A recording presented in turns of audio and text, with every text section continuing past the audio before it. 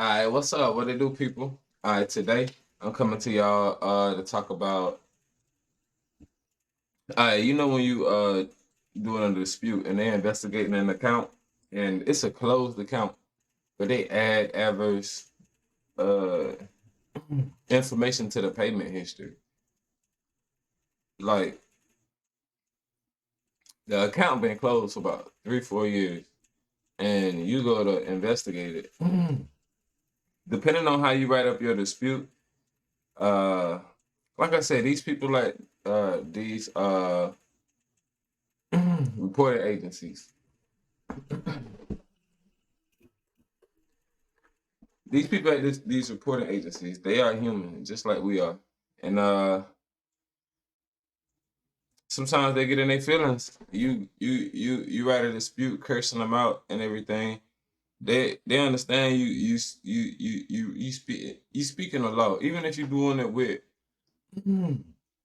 USC codes and everything. Uh,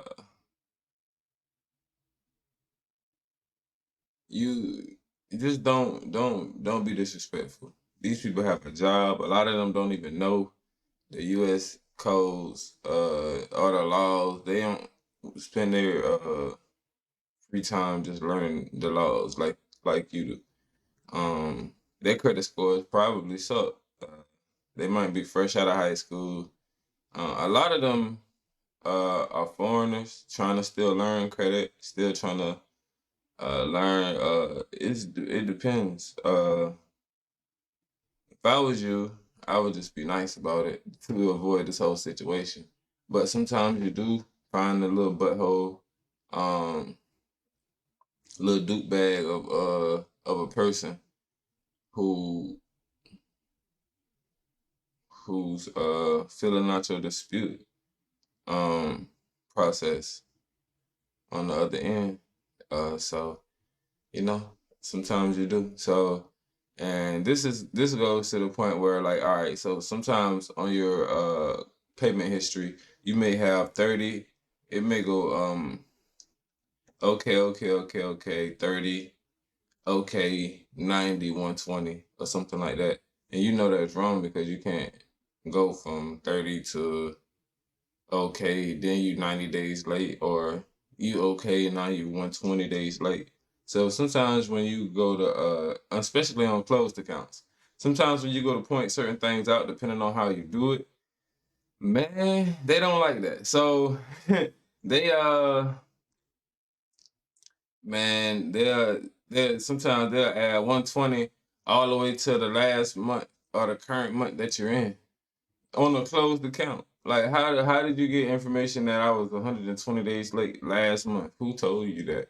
And the reason they do that is because it's a more recent late payment. They know it affects your credit. So that's like a deliberate um defamation of character, I guess you could say. That's one thing. It is a violation of your rights as to this what I'm about to show you. And the reason that I can say that is right here, it clearly states.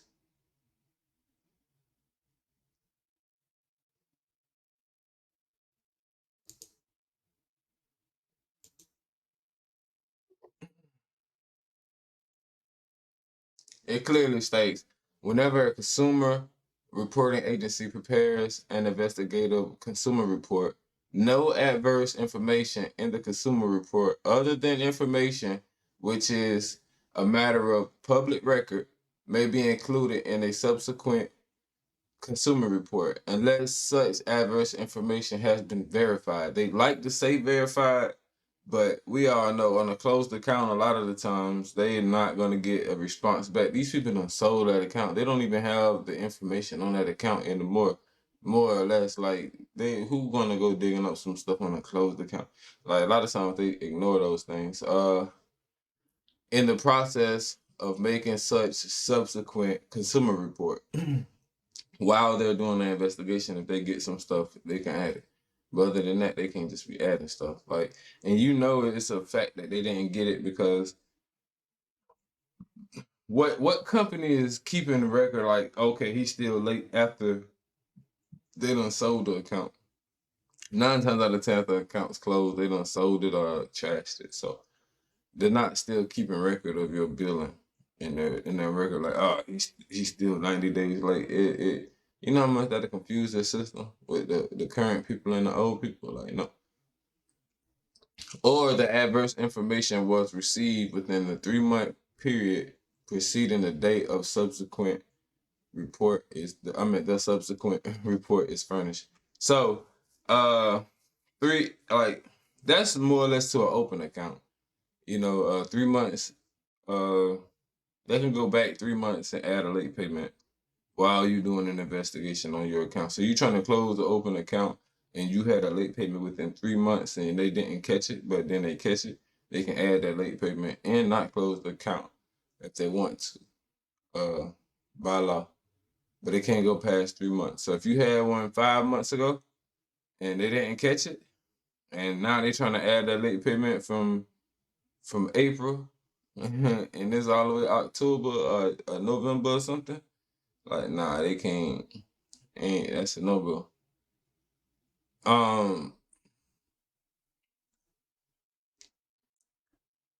Let me see.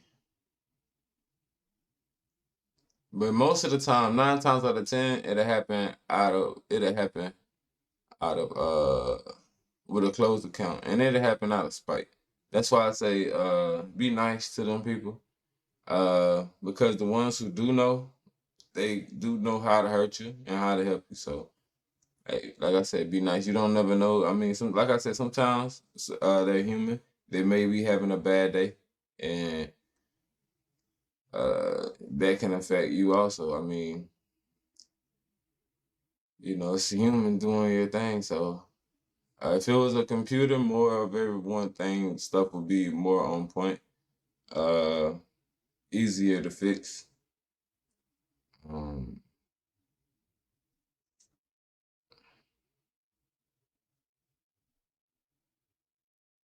Credit repair really helps the people who move a lot, the people who have been stationary and um, a little more stable. It's a little harder to help you because it's easier for them to track. Okay, they've been here forever, so but that's not always the case. It is such thing as identity theft and fraudulent accounts. So, with all that being said, this is in case you have adverse information coming onto your consumer report while you were investigating or trying to dispute an account, and they add in extra adverse information to your consumer report to a closed account, which is illegal, and they can't do it. You come here, it is 1681L. This is code 15 USC code section 1681L, restrictions on investigative consumer report. They are unable to do that by law. They cannot just be adding adverse information to your consumer report just because they feel like it. Like, they can't do that. That's a closed account. There's no reason the account that was closed in 2018 should have any information on it in 2019, 2020, 2021, 2022. That's just impossible, and it shouldn't be, period. And for all of those who that is affecting, like I said, that's a defamation suit. This is the law that says it shouldn't be. That is a closed account. I know for a fact that that creditor did not issue you that information, and if so, bring it to court. Simple as that. If so, bring it to court. If not, need that. Yes, I need that, and I want that taken off. So now you get paid for your time, basically, and your heartache. He only gonna get it's small claims. I rather prefer you do small claims to get it in and out. They're probably not gonna show up. They're gonna send you a check, and they're gonna also take it off your consumer report because it's a court order to do it. So sometimes you have to go through that, depending on how they play in the situation. I think it usually be one or two people, maybe like an employee and one supervisor who causes this on the whole company. They have so much going on. I doubt it's on the bulletin board. Like, okay, this, so they have millions of stuff going on. So it's probably like one employee, one supervisor put you in that situation. Uh, I don't even know what they do to them on that end. They, no, obviously they don't care. If so, it wouldn't be as hard, If once you ask for a supervisor on the phone, they'll be like, oh, this or that. Nah, they just don't care. They don't care. It's the attitude of the whole company. I don't know who gave them the okay for this. They have the okay to hurt people's uh report. They do have the okay because if they didn't, they wouldn't do it. So someone gives them the okay, and they continue to do it for years and years. Uh, they set up bureaus in place to govern them, but like I said, sir, once you get greased off, you know, I guess as long as they pay their taxes to certain people, they don't have to worry about certain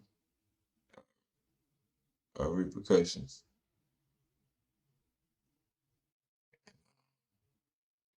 That's that.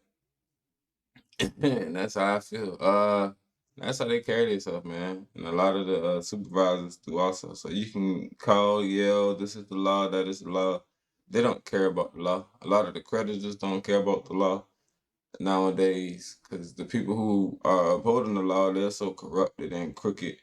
They overlook that stuff. So you really don't have any rights no more. We in the United States, but really though,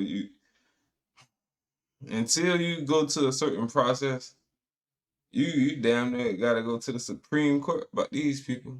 Like seriously, like who the fuck got time, bro? Over trying to correct them like something that shouldn't be in the first place. Who got time? So they know you don't got time. They know you ain't about to go through all that.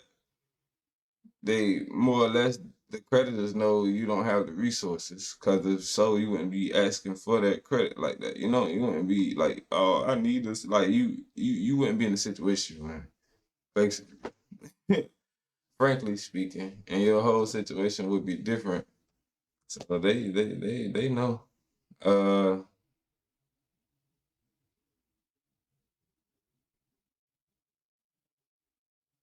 they just take advantage, man. That's wrong, but it's okay. You all do y'all best, and that's why I'm here for you. You feel me? We understand the situation, and it's not right. Um, I was happy to see the senator stood up during the Equifax data breach.